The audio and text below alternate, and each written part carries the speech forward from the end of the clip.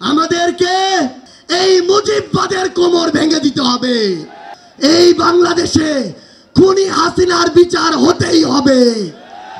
খুনি হাসিনার বিচারের রায় হতেই হবে। খুনি হাসিনার বিচারের রায়ের কার্যকর আমরা দেখতে চাই। আমাদেরকে এই মুজিববাদের কোমর ভেঙে দিতে হবে। আমাদের মধ্যে রাজনৈতিক মতপার্থক্য থাকতে পারে, কিন্তু এই মুজিববাদের প্রশ্নে, এই স্বৈরাচারের প্রশ্নে অভ্যুত্থানের সকল শক্তিকে ঐক্যবদ্ধ থাকতে হবে।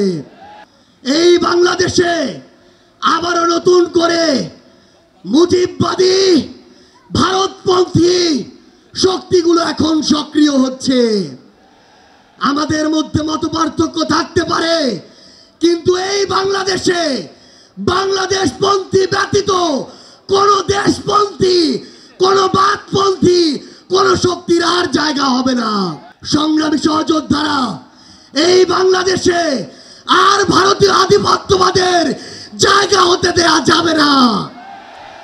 অন্য যে কোনো দেশের নামের কোন আধিপত্যবাদের জায়গা এই বাংলাদেশে হতে দেয়া যাবে না।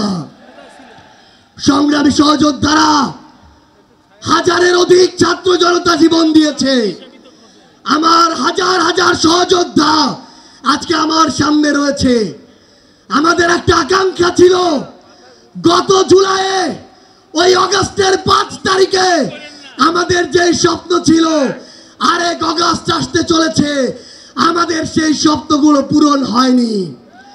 অন্তর্বর্তীকালীন সরকারের কাছে আমরা সুশীল সরকারের ভূমিকা চাই না।